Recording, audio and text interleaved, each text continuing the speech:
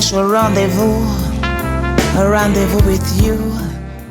Bonjour tout le monde. Aujourd'hui, j'ai envie de vous parler du permis de conduire. Eh bien, qu'est-ce que ça m'apprend, ce fameux permis de conduire? Dans le dos, je vais avoir des informations qui sont très importantes sur la catégorie de permis de conduire dont j'ai besoin par rapport au véhicule que j'ai besoin de conduire. D'accord? Donc, j'apprends dedans qu'il y a 6 catégories de permis de conduire. Exactement. Alors, les premières catégories, ça va être pour les motocyclettes.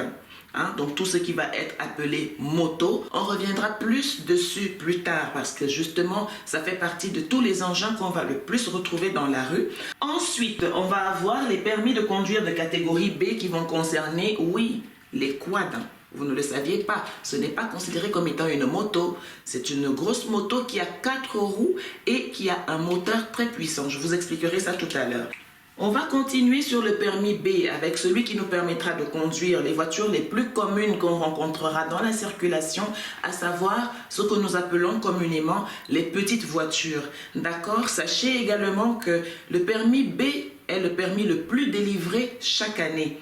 Il y a également le permis de conduire de catégorie C qui va concerner tout ce qui est des véhicules de transport de marchandises, ce qu'on appelle communément les camionnettes. Vous ne pouvez pas aller conduire une camionnette pour mettre vos mangues, vos légumes à l'intérieur avec le même permis de conduire que le permis B qui vous permet de conduire une petite voiture, d'accord? Ensuite,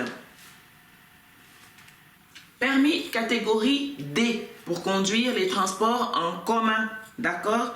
Les transports en commun, on a besoin du permis de catégorie D. Et selon qu'on va attacher ou pas un élément supplémentaire à l'arrière de notre voiture ou d'un transport en commun ou d'un transport de marchandises, ce qu'on appelle communément une remorque, on aura besoin également d'un permis spécifique. Donc tout ce qui va être des bus, tout ce qui va être des véhicules de plus de 8 places. Je vous expliquerai ça tout à l'heure quand on reviendra plus en profondeur sur le permis B spécifiquement. Mais si vous voulez conduire un transport en commun, il vous faut une catégorie D. Et si vous rajoutez un élément à l'arrière de votre transport en commun, il y a des bus par exemple qui n'ont pas de place pour les bagages au-dessus ou en soute, à ce moment-là, on va rajouter un élément à l'arrière et pour ça, il faudra un permis de conduire de catégorie DE. Pour ce qui concerne le permis de conduire de catégorie F, il faut que vous sachiez que c'est un permis qui est fait exprès pour les personnes handicapées.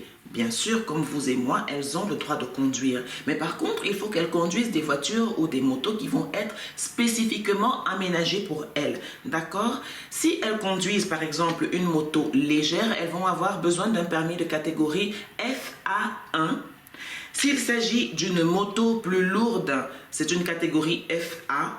Et si c'est une voiture qui est aménagée pour qu'un handicapé puisse la conduire, eh bien ce sera la catégorie FB. Il faut donc que vous sachiez qu'avec les différentes catégories de permis de conduire qui existent, à savoir 6, vous ne pouvez pas conduire les mêmes véhicules. Je ne veux plus entendre, après tout ce que je viens de vous apprendre aujourd'hui, « Ah, moi j'ai le permis, je peux conduire la voiture que je veux. Tu me donnes la moto, tu me donnes la voiture, tu me donnes le grumier, je suis dedans. » Tu n'es pas dedans. Capiche? Vous ne pouvez pas conduire une voiture avec le permis de conduire d'une moto, avec votre mobilette là. Quand vous vous mettez en route pour faire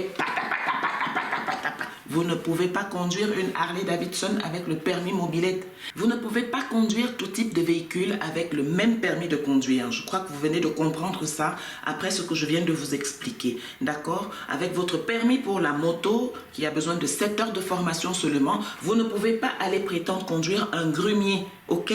Donc je ne veux plus entendre cette histoire de « Ouais gars, moi j'ai le permis de toutes les façons, je prends la moto, je gère, je prends la voiture, je gère, même le grumier, je gère. » Tu ne gères pas. Tu as compris?